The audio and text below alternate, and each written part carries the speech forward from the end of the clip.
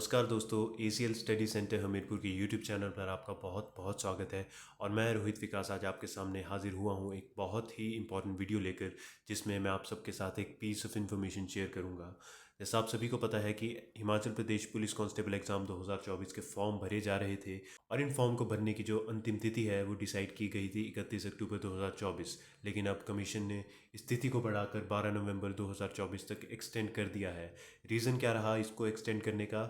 The simple reason being कि पिछले 5-7 दिन, जब अंतिम तिथि के जो पिछले 5-7 दिन थे, उस वक्त जो वेबसाइट है वो अच्छे से काम नहीं कर रही थी, और बहुत सारे एस्पिरेंट्स जो थे वो इस फॉर्म को भरने में सक्षम नहीं हो पा रहे थे। इसी वजह से जो अंतिम तिथि है इस फॉर्म को भरने की, उसे एक्सटेंड कर दिया गया है। तो एक न्यूज़पेपर आर्टिकल मैं आपके साथ शेयर कर रहा हूँ, जिसमें ये इन्फॉर्मेशन हम तक पहुँचाई गई है कि जो पुलिस कांस्टेबल भर्ती के लिए आवेदन करने की अंतिम तिथि है वो 12 नवंबर तक बढ़ा दी गई है। ख़ास बात इस आर्टिकल में देखने वाली ये है कि इन्होंने इस आर्टिकल में ये डाटा भी शेयर किया है कि अभी तक कितने अभ्यर्थियों ने ये फॉर्म भर दिया है। और अगर हम इस आर्टिकल को जूम इन करके देखें तो वी कैन सी कि अभी तक 31 अक्टूबर की तारीख तक जो प्रदेश में आवेदनों का नंबर था वो 92,000 तक पहुंच चुका है। इसका मतलब है कि बहुत ज़्यादा कंपटीशन एग्ज़ाम में रहने वाला है, और ये बहुत ही बड़ी चीज़ है, बिकॉज़ अब 10-12 दिन जो आवेदन करने की तिथि है वो और बढ़ाई गई है। विच मीन्स के अभी इस नंबर में 95,000 से लेकर 1 लाख तक का जो आंकड़ा है हमें देखने को मिल सकता है। तो बहुत ही ज़्यादा कंपटीशन रहने वाला है इस एग्ज़ाम के लिए। और अगर आप इसका रेशो जो है वो नंबर ऑफ़ पोस्ट के साथ कंपेयर करें, तो 1088 पोस्ट के लिए ऑलमोस्ट 1 लाख लोगों ने यहाँ पे आवेदन दिया है। तो जो सक्सेस रेट रहने वाला है वो बहुत ही कम रहने वाला है। तो इस आंकड़े को देखकर बहुत सारे लोग भयभीत हो रहे होंगे कि ये बहुत ही बड़ा आंकड़ा है, और एग्ज़ाम में कंपटीशन काफ़ी ज़्यादा रहने वाला है। देखिए, कंपटीशन तो काफ़ी ज़्यादा रहने वाला ही है, बट मैं आपसे यही कहूँगा कि मोस्ट नंबर ऑफ़ पीपल जिन्होंने ये एग्ज़ाम भरा होगा, they would not be serious aspirants.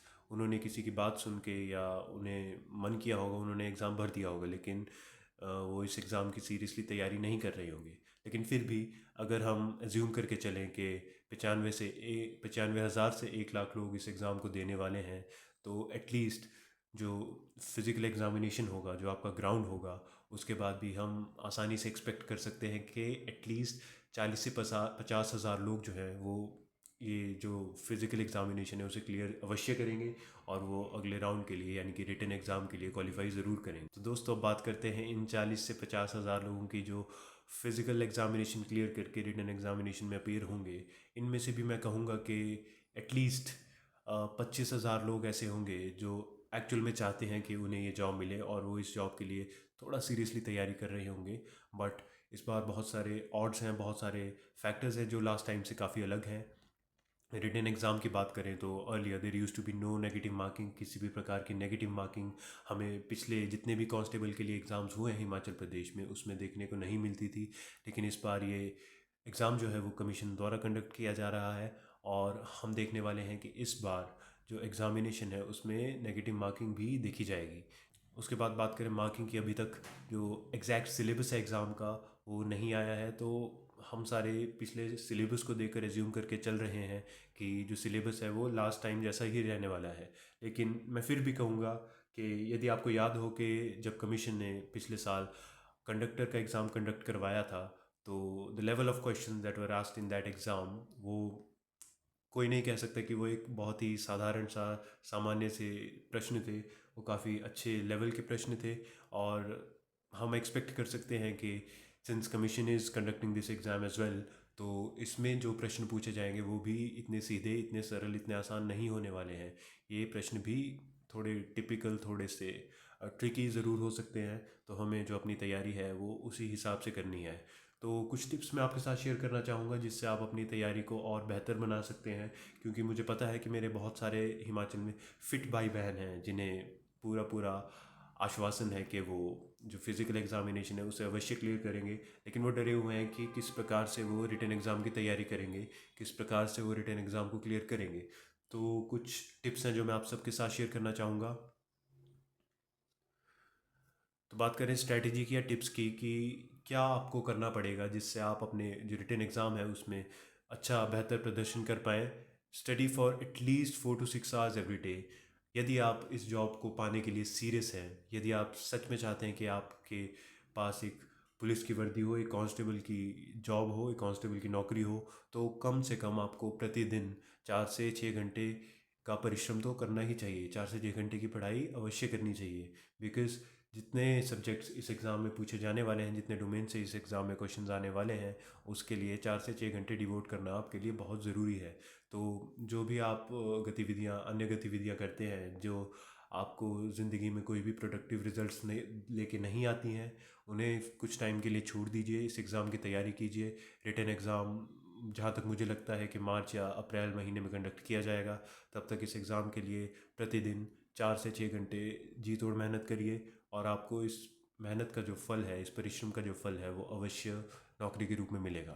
Solve all available P Y Qs माने तो प्रीवियस ईयर क्वेश्चंस। और ये बहुत ज़रूरी हो जाता है कि जो पिछले कुछ वर्षों में एग्ज़ाम्स लिए गए हैं, ना सिर्फ कांस्टेबल के बल्कि और अन्य जो जॉब्स की वैकेंसीज थी उनके लिए जो एग्ज़ाम्स कंडक्ट करवाए गए, उसमें जितने भी क्वेश्चंस पूछे गए हैं, ये एक एस्पिरेंट का, एक तैयारी करने वाले का कर्तव्य बनता है कि वो पुराने क्वेश्चन पेपर्स को देखे, उन क्वेश्चंस को सॉल्व करे, और उसमें से ये सीखने की कोशिश करे कि कमीशन का जो क्वेश्चन पूछने का तरीका है, प्रश्न पूछने का तरीका है, वो किस प्रकार से है, वो किस प्रकार के प्रश्न को फ्रेम करते हैं, किस प्रकार से प्रश्न को पूछते हैं, और उन प्रश्नों को किस प्रकार से सॉल्व किया जाता है। बिकॉज़ बात क्या है, इस बार नेगेटिव मार्किंग होने वाली है, और बहुत सारे प्रश्न एक ऐसे पेपर में जिसमें नेगेटिव मार्किंग होती है इसीलिए पूछे जाते हैं ताकि जो एस्पिरेंट्स हैं वो ललचा जाएं, उन प्रश्नों को जिनको सॉल्व करना नहीं बनता है उन्हें भी सॉल्व करें, और ज़्यादा से ज़्यादा नेगेटिव मार्क्स लेकर आएँ, और उनका स्कोर कम हो और कंपटीशन भी कम हो जाए।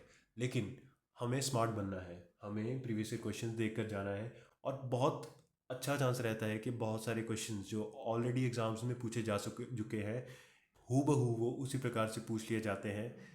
हूबहू वो उसी प्रकार से पूछ लिए जाते हैं, या क्या होता है कि एक फैक्ट जो किसी एक पर्टिकुलर क्वेश्चन में पूछा गया था, उसे घुमा फिरा के किसी और रूप में आपको किसी और प्रश्न की तरह प्रस्तुत करके आपको एग्ज़ाम में दे दिया जाए, तो यदि आप उनसे पहले ही अवगत होंगे तो आपको बहुत आसानी रहने वाली है। Identify your strong and weak areas. अब हम सभी को पता है कि पुलिस कांस्टेबल का जो एग्ज़ाम होने वाला है, वो एक आर्ट्स का बच्चा भी देगा, वो एक साइंस का बच्चा भी देगा, और एक वो बच्चा भी देगा जो अभी अभी 12वीं करके निकला है। तो कुछ लोग ग्रेजुएट्स होंगे, कुछ लोग 12वीं के बाद इस एग्ज़ाम को भर रहे हैं, इवन कुछ लोग पोस्ट ग्रेजुएट्स और शायद पीएचडी स्कॉलर्स भी इस एग्ज़ाम को भरेंगे। बिकॉज़ हिमाचल प्रदेश में गवर्नमेंट जॉब होना एक बहुत ही प्रेस्टीज की बात होती है, इसीलिए बहुत से अलग अलग डोमेन्स के लोग इस एग्ज़ाम को अटेम्प्ट करेंगे। तो एक दिखती सी बात है कि जो व्यक्ति ह्यूमैनिटीज़ बैकग्राउंड से आ रहा है उसकी स्ट्रेंथ्स और वीकनेसेस कुछ और होंगी, जो एक साइंस बैकग्राउंड से आ रहा है उसकी स्ट्रेंथ्स और वीकनेसेस कुछ और होंगी, और कोई व्यक्ति किसी और डोमेन से आ रहा है तो उसकी स्ट्रेंथ्स और वीकनेसेस और होंगी।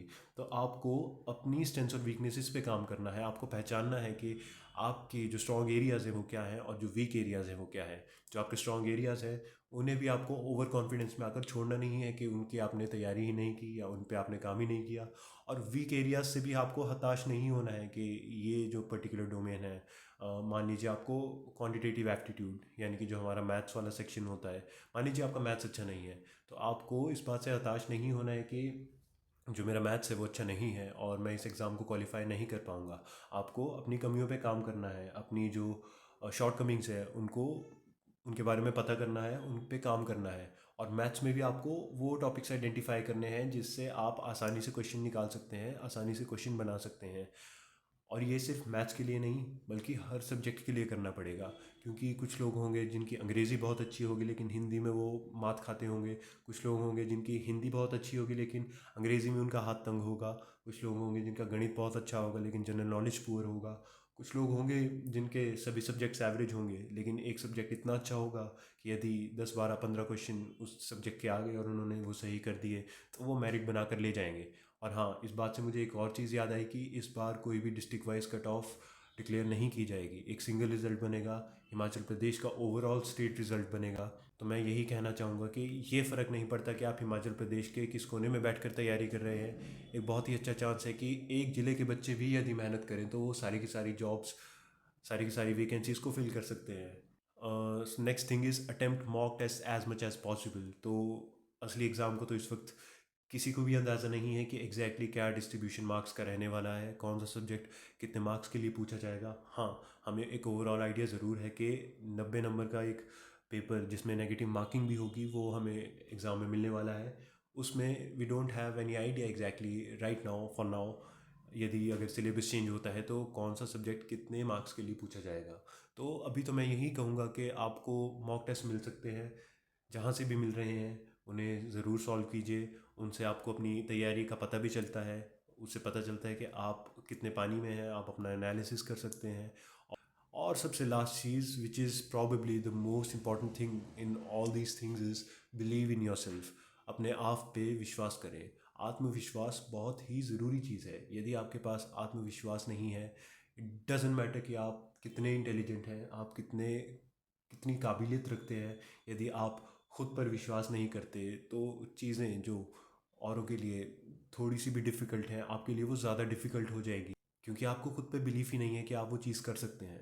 तो खुद पर विश्वास करना, खुद पे बिलीव करना एक सबसे इम्पॉर्टेंट चीज़ बन जाती है इस एग्ज़ाम के लिए।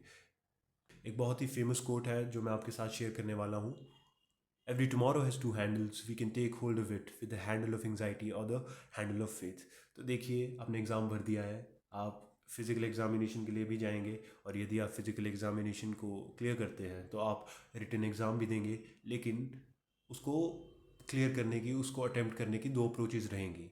एक तो रह सकती है कि आप एंक्शियस होकर जाएं, विचलित होकर जाएं, वहाँ जाके डर जाएं, तो आपके फेल होने के चांसेस ऑलरेडी मान लीजिए नहीं भी थे। यदि आप विचलित होकर जाते हैं तो आपके जो फेल होने के चांसेस हैं वो बढ़ जाते हैं। लेकिन यदि आप इस एटीट्यूड के साथ जाते हैं कि आपको खुद पर विश्वास है और आपको पता है कि आप कुछ बढ़िया ज़रूर करेंगे, तो चांसेस हैं कि आप एक्चुअल में बढ़िया करके आएंगे, जितना आपको उम्मीद थी उससे ज़्यादा करके आएंगे। तो मैं यही कहूँगा कि एंग्शियस होने की ज़रूरत नहीं है। अपने आप पे फेथ रखिए, अपने आप पे बिलीफ रखिए, अपने आप पे भरोसा रखिए, और जो चीज़ें हैं वो आपके फेवर में ज़रूर होंगी। तो अंत में मैं आप सबको यही कहना चाहूँगा कि हमने Himachal Pradesh police constable exam 2024 के लिए एक कोर्स जो है वो लॉन्च कर दिया है, और हमारे पास बहुत सारे बच्चे आकर तैयारी कर रहे हैं। स्क्रीन पे दिए हुए नंबर पे आप हमें कॉल कर सकते हैं, आप हमें ईमेल भी कर सकते हैं studycenterhamirpur@gmail.com पे। इसके अलावा हम आपके लिए टेस्ट सीरीज़ लेकर आ रहे हैं। यदि हमारे साथ कोई टेस्ट सीरीज़ के लिए जुड़ना चाहता है तो अवश्य हमें वो कांटेक्ट कर सकता है। और यदि आप अपने लेवल पर भी तैयारी कर रहे हैं और आप चाहते हैं कि कोई आपको कंसिस्टेंटली कॉन्स्टेंटली गाइडेंस जो है वो देता रहे, तो आप हमारा मेंटोरशिप प्रोग्राम भी ज्वाइन कर सकते हैं, जिसमें हम आपको डेली असाइनमेंट्स प्रोवाइड करेंगे। उसके अलावा हम आपको डेली असिस्टेंस प्रोवाइड करेंगे, और जहाँ पे भी आपको जो भी डाउट होगा हम आपका डाउट सॉल्व करने की पूरी पूरी कोशिश करेंगे। तो फ़िलहाल के लिए इस वीडियो में इतना ही। हमारे और वीडियोस देखने के लिए हमारे चैनल को सब्सक्राइब ज़रूर करें, और यदि आपका कोई भी भाई बहन या रिश्तेदार इस एग्ज़ाम की तैयारी कर रहा है तो प्लीज़ हमारा चैनल उसके साथ शेयर कीजिए। धन्यवाद। जय हिंद, जय हिमाचल।